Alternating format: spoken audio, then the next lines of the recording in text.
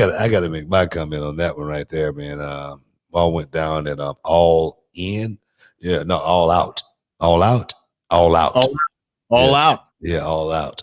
And I tell you, man, got some good reviews as far as the show goes, though, as far as some of the stuff that happened. But this one was definitely, man, call it a botch. Call it whatever you want to call it. Matt Hardy and Sammy Guevara up on the scissor lift, getting ready to do some, I don't know, a spot, spear, whatever, through the table there below, and slightly misjudged the landing, and Matt Hardy's head hit the back, of the floor. I don't know what the floor was made out of. Normally, it looked like cement. It would normally concrete. Allegedly. And boom, from there, match continued, and Matt Hardy looked like he was definitely out of it, concussed, looked like he was, on Dream Street. And the thing is, this is my thing right here, because, we saw the thing with Adam Cole and Pat McAfee, and people were like, man, I don't know, man, it looked real to me, man. It looked like they got, So with this right here, I don't know. It could have been a spot. It could have been Matt Hardy could have looked like he was dazed and confused and drunk, and his legs just wasn't working. If he did, it was good work. It's really good work. I'm just saying that because I don't want to say something. The guys come back and say, "Oh man, y'all bought that." You know what I mean? What do you say? I hear you, and I would say for his health sake, I hope that it wasn't real. However, I think that it was real. It was very real. And I'll go out on the limb and say that it was really difficult. How can you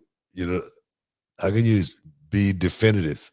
So definitive as far as mean, you saw it, right? I mean, I remember the old saying in I don't know who said it, but somewhere in the business I've heard it a million times. You can't fake gravity, right? And this would be a hard one to work. And here's the thing. This is really what I wanted to ask you. So we saw a few weeks ago when there was the Sammy Guevara, Matt Hardy chair spot. It went awry and really busted Matt up good. I heard Matt talked to Chris Van Vliet in an interview and said that he had headaches for several days after that chair shot. Like it wasn't sitting right with him. So that happens, and then this happens.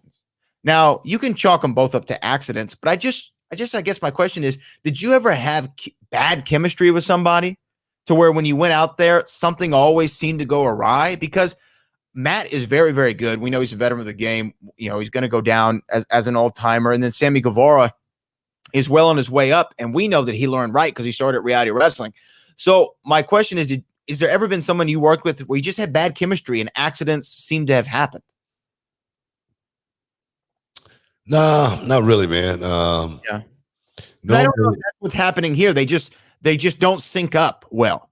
For these to continue to happen, you have to think something's amiss. Well, the thing is, man, you got to understand, man, when you're doing this stuff, it's as serious as it possibly can be. It's not a game or anything like that. It's I'm telling you, man, you're putting your life on the line every time you go out and do this stuff. Right. And we were just talking about Alistair Overeem at 40. We're just talking about Tyron Woodley at 38. And now we're talking about Matt Hardy. Even though it's professional wrestling, Matt Hardy is 45 years old. Okay. Yeah. You don't see Chris Jericho jumping off nothing, do you? No, I mean, he'll take a back bump into a pool of mimosas, but he's not taking a jump off the ladder. Exactly my point. You know what I mean? And I just think that kind of stuff is well past Matt Hardy's capabilities. To not that he can't go out there and do it, but he got to understand it's going to be a price to pay at 45 doing that kind of stuff opposed to doing it at 25 and 35. It just is. And the reason I say that, I'm not, knocking Matt Hardy or anything like that, but I'm saying it from experience. When I was in my 20s, 25 and 30. Well, 25 I started. When I was 25 to 35, 38, man, I could do that missile drop kick. I don't care how high I jumped. You look at, Street Profits right now, Montez Ford jumping up. Man, I used to try to jump through the roof when I used to do that missile drop kick. And I would always land on my chest, boom, and I could get back up like it was nothing. It looked like, clockwork. And as I got older, that landing got harder and harder to the point to where I threw that drop kick out of my whole repertoire because the landing hurt so bad. And it wasn't nothing more than adrenaline. It was nothing more than being young. It was nothing more than being vibrant, and pain it came along with the territory. Right. But at 45, when you start to lose a step, trust me, if we watch the Matt Hardy match, if we watch the Hardys match versus the Dudleys and do the TLC all over again today, yeah, it would probably look like, that last MMA debacle that they did where the two old guys come back and go out and fight, who was it? Chuck and Tito? Chuck and Tito. It'd be something like that. It'd be something like where you're going, why are these guys doing this?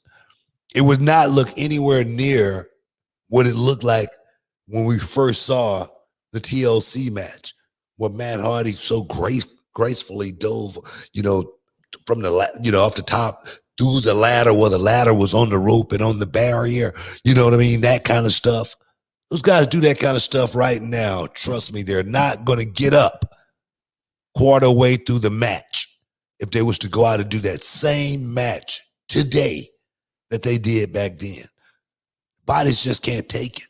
And that's where Matt Hardy is right now in his career. And he needs to rethink ever doing any spots like that ever again. And I'm not, like I said, Matt Hardy's a friend of mine. He's a good friend of mine. And I'm just saying it's not good for your health at 45 years old to be going out there and trying to pull off those stunts. Do you think, though, because to me what it comes off as is I think that he might be well aware that maybe at this stage I shouldn't be doing this, because I think that's why he transitioned to a lot of the character stuff, right? The broken mat, these off-the-wall characters, these cinematic matches to kind of prevent some of those big stunt spots, if you want to call it that, from him having to do those again. I do think that in this particular instance with Sammy Guevara, he was trying to go the extra mile, not for himself. I think he was going the extra mile for Sammy. Let me give this kid the proverbial rub. Let me try to get him over to another degree because I'm Matt Hardy. I'm a name that everybody knows in this business, and perhaps a big monumental spot and win over me will catapult him to the next level. Do you think that may have been his thought process? Yeah. I mean, it could have been that. I'm not going to say it couldn't have been that or anything like that. Or it could have been, how it is for so many guys in this business, man. It's really hard to let go. It's really hard to, put yourself on the shelf and say, man, it's not something that I should be doing. Sometimes it's hard, man, to walk away from it. And the thing is with Matt, what brought him to the dance? Doing, death-defying, stuff like that. It's always that's what the Hardys were always, known for, and you could always count on right. the Hardys being the guy that was going to go hardcore as much as it possibly could be, and nothing wrong with that. But when you make your career from that, that's what people are going to, tend to want to see when they watch you. And I can understand that Matt feels like, man, I gotta go out there and do it like the Matt Hardy of old. I got to go out there and still be able to recreate the magic.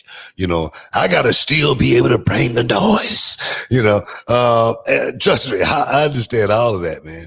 But sometimes, man, you got to know when to, hold them like Kenny Rogers said, and sometimes you got to know when to fold them. And right now, brother, doing those kind of spots, I fold. Hey guys, stick around. We got a little bit more for you. We'll be back in a minute.